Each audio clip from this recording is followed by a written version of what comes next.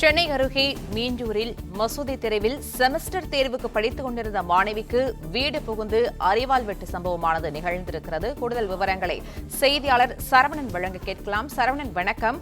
படித்துக் கொண்டிருந்த மாணவிக்கு இந்த பயங்கர சம்பவம் நேர்ந்திருக்கிற நிலையில் இது தொடர்பாக தற்போது என்ன மாதிரியான நடவடிக்கைகள் மேற்கொள்ளப்பட்டிருக்கின்றன? யாரேனும் கைது செய்யப்பட்டிருக்கிறார்களா? விவரங்களை பதிவு பண்ணலாம்.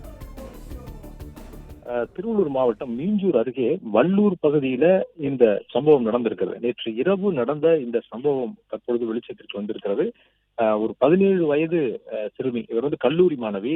சென்னையில தேனாம்பேட்டையில் பிரபலமான கல்லூரியில இவர் 2ஆம் ஆண்டு பயின்று வரக்கூடிய மாணவி. கல்லூரி தேர்வுக்கு அவர் தனது வீட்டில் இருந்து அவர் படித்துக் கொண்டிருந்ததாக கூறப்படுகிறது. நேற்று இரவு 9:30 மணி அளவுல வீட்டில் அவர் படித்துக் கொண்டிருந்த பொழுது 3 நபர்கள் கத்தியுடன் வீட்டிற்குள் புகுந்திருக்கிறார்கள்.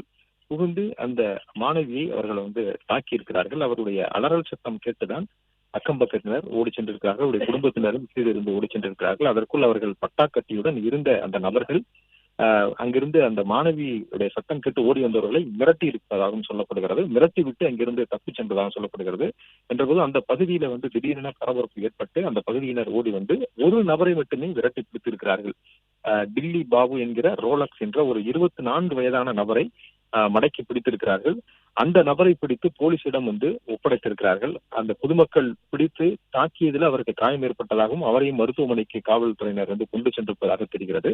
அந்த நபரை பரிசோதனை செய்ததுல அவர் போதையில் இருப்பது தெரிய வந்திருப்பதாகவும் போலீசார் தரப்பில் தெரிவிக்கப்படுகிறது.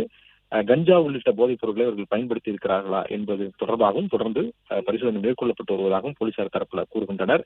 அதில் தப்பிச் சென்ற நபர்கள், இந்த 2 நபர்கள் யார், என்ன காரணத்திற்காக இந்த மாணவியை அவர்கள் தாக்கினார்கள் என்ற கோணத்தில் தொடர்ந்து விசாரணை நடைபெற்று வருவதாகவும் போலீசார் தரப்புல சொல்கிறார்கள். அதே வேளையில வீடு புகுந்து ஒரு மாணவி, கல்லூரி படித்துக் கொண்டிருந்த ஒரு மாணவியை வீடு புகுந்து அரிவாளால் வெட்டி தாக்கிய இந்த சம்பவம் அந்த பகுதியில பெரும் அதிர்வலைகளை ஏற்படுத்தி இருக்கிறது. அந்த நபர்கள் அந்த பகுதியைச் சேர்ந்த நபர்கள் இல்ல, அருகில் இருக்கக்கூடிய மற்ற குடியிருப்பைச் சேர்ந்த நபர்களாக இருக்கலாம் என்றும், அதில் ஒருவர் மட்டுமே அந்த குடியிருப்பைச் சேர்ந்தவர். மேலும் இந்த இருவர் யார் என்பது குறித்தும் தொடர்ந்து விசாரணை நடைபெற்று வருகிறது. பிடிபட்ட நபரிடம் தொடர்ந்து போதையில் இருப்பதனால அவரிடம் முழுமையான விசாரணையை பெற முடியவில்லை என்று காவல்துறையினர் தரப்பிலும் தெரிவித்திருக்கிறார்கள். இந்த சம்பவம் நடந்தவுடனேயே அந்த பகுதி மக்கள் காவல் நிலையத்திற்கு முன்பு தற்போது வரை திரண்டிருக்கிறார்கள். இதில் உரிய நடவடிக்கை எடுக்க வேண்டும் என்றும், வந்த நபர்கள் கஞ்சா உள்ளிட்ட போதைப் பொருட்களை பயன்படுத்தக்கூடிய நபர்கள் அந்த பகுதியில தொடர்ந்து இது போன்று அவர்கள் பயன்படுத்தி வந்திருக்கிறார்கள் என்றும், அந்த நபர்களை உடனடியாக கைது செய்ய வேண்டும் என்றும் அந்த பகுதியினர் கோரிக்கை வைத்திருக்கிறார்கள். காவல் நிலையம் முன்பு அவர்கள் மீஞ்சூர் காவல் நிலையம் முன்பு தற்பொழுது திரண்டிருக்கக்கூடிய நிலையில் இந்த சம்பவம் தொடர்பாக போலீசார் தீவிர விசாரணையில் இறங்கியிருக்கிறார்கள்.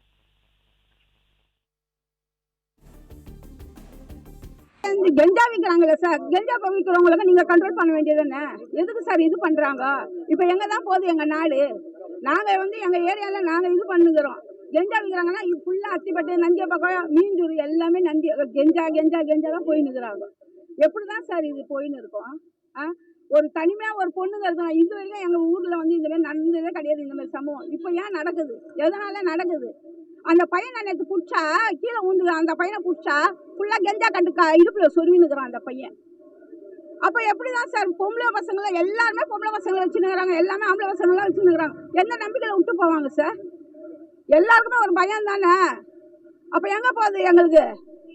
நாங்க எங்கன்னா போறோமா? எந்த ஊருக்கும் நாங்க போதில்லை. எங்களுக்கு பிரச்சனைனாலும், எங்களுக்கு தண்ணி பிரச்சனை, எந்த பிரச்சனைனாலும் நாங்க யாரையும் போய் கையெழுந்தது கிடையாது. எங்க ஊர்ல நாங்க கௌரவமா இது பண்ணுகிறோம். வருதோ வரலையா நாங்க இது பண்ணுகிறோம். எங்க ஊருக்கு ஏன் இந்த மாதிரி அநியாயம் பண்ணாங்க? எங்க ஊருக்கு எதுக்கு அநியாயம் பண்றாங்க? நாங்க எந்த ஊருக்கும் நாங்க போதில்லை. வள்ளூருக்கோ இதுக்குள்ள எது சார்? இப்போ திடீர்னு தான் இந்த மாதிரி சம்பவம் நடந்தது. ஆனா போதை நிறைய ரொம்ப நாளாகுது சார். இப்போ நடந்தது இது சம்பவம் லேட்டஸ்டா நடந்தது. நாங்க வள்ளூர் மசூதியில இருக்கிறோம். அவங்க வீட்டு தெரு பக்கத்துல எல்லாமே நாங்க ஊருக்காரங்க. எங்களுக்கு நியாயம் வேணும், அந்த பொண்ணுக்கு நியாயம் வேணும். இப்போ இன்னைக்கு இந்த பொண்ணுங்க நடந்து நாளைக்கு எந்த பொண்ணுக்கும் நடக்க கூடாது. எங்களுக்கு வேணும், வெளியே விடக்கூடாது. அவனுக்கு என்ன தண்டனை அது கண்ணுக்கு எதுக்கு நாங்க பாக்கணும். இன்னைக்கு அந்த பொண்ணுங்க நடந்த சம்பவம் வேற யாருக்குமே நடக்க கூடாது. 2 வயசு பசங்களுக்கு, 3 வயசு இந்த வேலை போதை இந்த மாதிரி கெடுத்தாங்கன்னா எப்படிதான் சார்? அதுக்கு யாரும் கேள்வி கேட்கறாங்களா? நாங்க தலைவரே